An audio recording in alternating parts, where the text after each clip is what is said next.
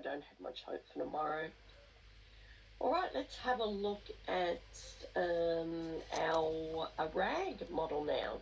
And this one used to be called Bring Your Own Data, but of course this has been, the data scientists have had this terminology for quite a long time before, when they started working on generative AI. And so that's what we're calling it now also in our course. So it's good to see that consistency there. And we'll have a look at how you can bring your data now. Again, with this one, you need a few extra services, your OpenAI, your storage account, and your RAG, your data, which you'll bring into your storage account, and a search, an AI search is the other service that you need. So we'll have a look at how to use the REST API and then how to use the SDK. Probably going to be using it. You could actually get away without using the SDK in this case, unless you're creating a smart app. But what we've been seeing lately is people using that through the playground. So setting up through the playground and then pull it from the app. So you don't necessarily have to get the app to configure an app to configure that. So how would you set up your own data? So you can either do that through the AI Studio or Open AI Studio, or you could also do that through, actually no, I'll take that back. You can't take it, you can't do that from Azure Machine Learning. You go and set up your storage and have a container. It's always important to have that first level container for actually storing your documents. So don't forget to do that when you go into storage account. I'll show you quickly what I mean by that. So when you create a storage account, you can just go and start that up. Yep, there it is there. So when you go to create a storage account of any kind, if I just go back into Azure, and we have a look at one of the storage accounts. So it could be blob storage in particular that you're using for that. You don't necessarily have to create a data lake. In fact, I'm not even sure the data lake will work. So if you have a storage account like this one I've been trying to get access to today, then basically you will see this storage browser. And as long as you have that first layer of directory, not the logs one, that's the default one, make sure you have an additional container. It's really easy to create a container. You just do something like that, go and create the container itself, and then you can start loading that data. So the example you're going to be doing is for Margie's Travel, and you'll be able to go and upload the various city information PDFs, which actually have a little bit more from the travel side of how she wants people to have answers to these questions. So one of the things there is you can start to upload your data here just by dragging that in. So that's what you'll be doing in the lab. Now, just make sure you have that top level information and that it's a blob storage account. The other thing that you need access between the search and the storage account. So when you're setting that up, you can set up CORS, it's CORS, and you can do that all within OpenAI.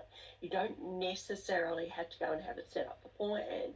You can go through the paces, set up the search, set up the storage account, and you can do it all in one sort of workflow within the OpenAI Studio. So there you can connect the data, and that's what you're going to be using for your search. And then you will need also the OpenAI model. So those are the three pieces of information you need.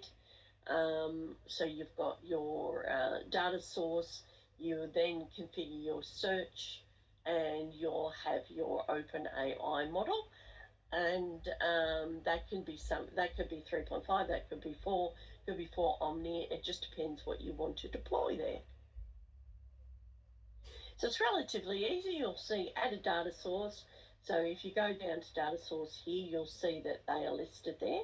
And you can also go in, and when you set up your chat, you can also add it in there as well. So you can add your data in there.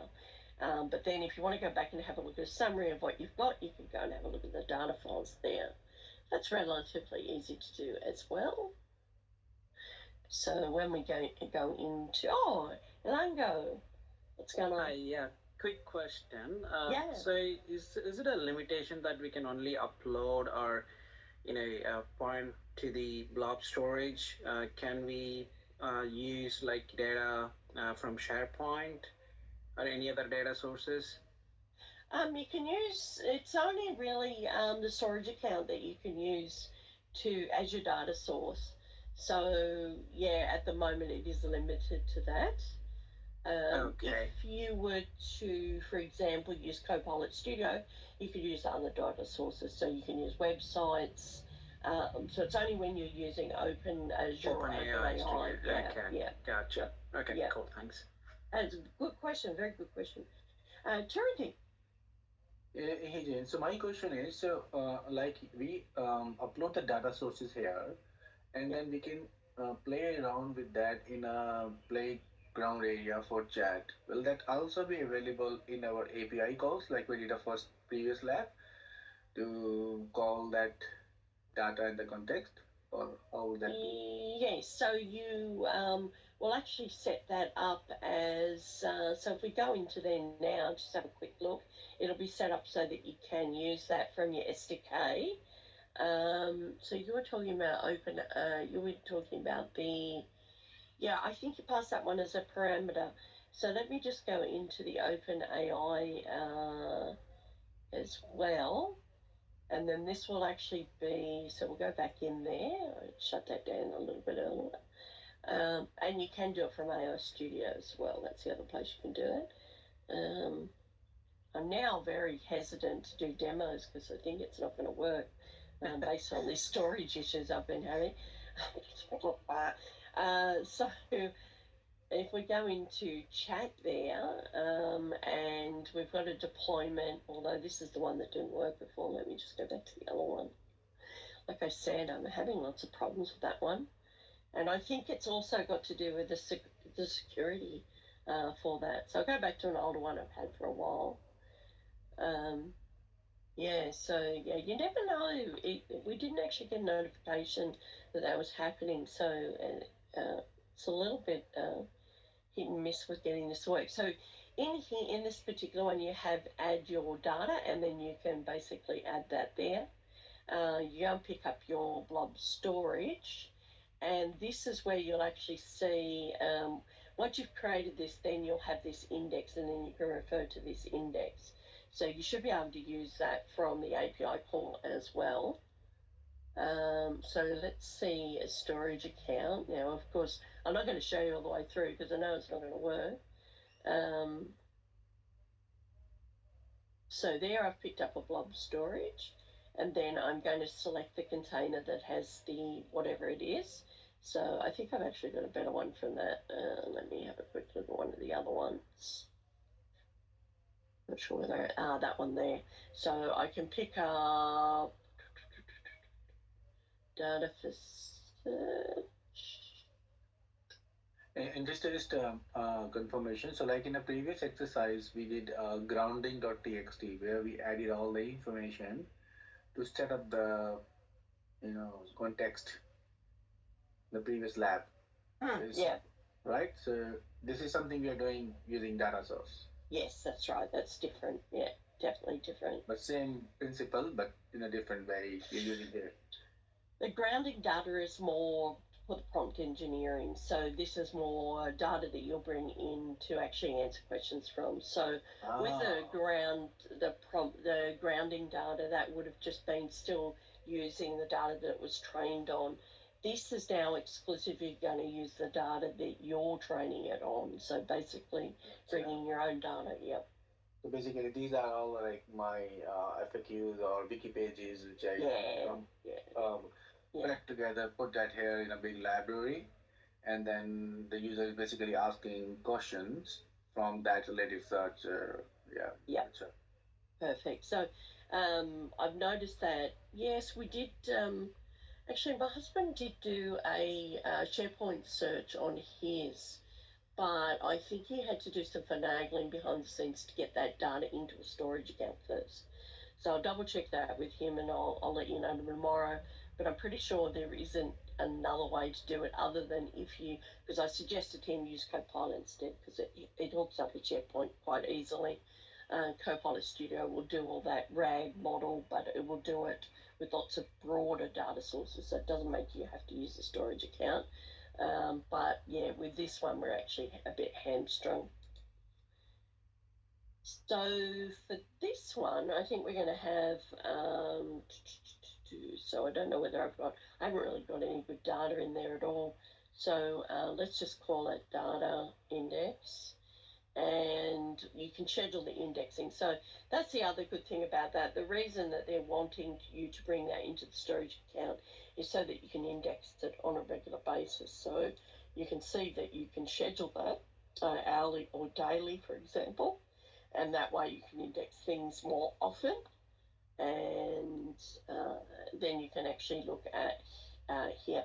So again, this is a nice way to bring your own data for the example that Turindeep was talking about before, because you get a certain amount of this chunk of information where you're not paying for the tokens in this case. So you're only paying for the tokens in and out. So the bulk of your data is going to be the bring your own data, and that's going to be a lot more useful for querying that. But of course, like we said before, you only have a certain number of tokens you can use. So system assign manage identity. I'm going to take you through the process, but I know this is going to fail. So there you go, you've got that. We can try and use API key, but I'm pretty sure that's going to fail as well, because I've got that security issue. So that's in your lab, it'll be fine, but just in my environment, it's not working at the moment because it's locked down quite heavily. So that's when you would then find that in here, sorry, I meant to go back for a second. You would then have all of your data files here that you've brought in at some time. You can also add them all there as well if you want, and then you can make this more streamlined when you go to chat and then go to add your own data. They're already sitting there waiting for you to say let's use that, and that's pretty much it. Once you've got that, it will go and build the indexes. It only takes about 5 minutes for the lab, and then you'll have that data at your disposal to answer questions from. So here's the example of the endpoint there, where you might want to use it from an API, and with each call you can specify the data source values. So for example, they will then, as parameters, will show you what endpoint you're calling, what is the index name, and the authentication for that. So as you can see, that pretty much answers Turindeep's question as well, is how to go and get that data, how to go and call it, and then your authentication you'll need there. So it is going to be using your search resource there. So with the code, you'll be seeing this in the code soon, but again, it's all about including the libraries, creating the client, the chat messages that you're going to send, the data source of the object include, that's the additional bit there, and then you send the request and extract information from the response. Now, here's a couple of other things you can use for data sources. So I can definitely see a time there. So I think we were talking about that earlier. And I know I was saying, could we use another source? Well, at the moment, they are allowing Cosmos DB with the MongoDB API there. So they haven't got all of the Cosmos DBs because it's a multimodal database. So you've got SQL, you've got, wonder why they need to do SQL first. That's a bit unusual. So you've got SQL, and you've also got Gremlin, you've got Cassandra. So they're going for the most popular one, which is probably the MongoDB. So that might be an option there for you as well. I'd forgotten about that, Turindeep. But you could possibly extract your information into a Cosmos database and then use the API for Mongo, and then you could use that as your data source. So that might be another option to read it directly rather than, I don't know. Depends how you're going to go. Cosmos databases don't have referential integrity like the SQL databases do, but there's another data source. And others in preview. So maybe with this SDK, maybe you might actually see SharePoint coming along pretty quickly. If they've added in Copilot Studio, they should be thinking about opening it up for OpenAI as well. So might just double check that answer to that question. And maybe SharePoint. Yeah, no, that's okay. I didn't think it had, but this thing's a moving target, right? SharePoint access as bring your own data. I don't know. I don't think I even lent on anything then to do that. Bring your own data. Question that. That's something I can control as opposed to the security issues I'm going through. It's really impacted me, as you can see. Let's do a quick quiz before we go in. So there's also some other sessions. There's some other labs. We haven't had too much of a good track record with that. So let's just stick to the 3 labs that we were going to do today and not go into the extended interactive exercises. Now, there is a lot of extended exercises on Microsoft Learn when you go through self-paced. A lot of those labs aren't working at the moment because of security. So as you can see, we are a little bit hamstrung by improving our security stance there at the moment with some of the labs. All right, let's do a couple of questions just to get our brain churning here for a little bit. What is the purpose of providing conversational history to an AI model? So you got an answer already. Well done. 1C. Good work, everybody. A couple of people answered that one. Good work. Next one we got is A. Which parameter could you adjust to change the randomness? So temperature. Well done. Good work. Yeah, you guys are on fire though. You plan to implement a multi-turn conversation with Azure OpenAI. Which endpoint should you use? Is it completions, chat, or embeddings? So not just one answer, but multi. So usually completions is all about just completing one particular thing. Everyone's a bit scared to answer number 3. Embeddings. So embeddings are all about, I suppose, no.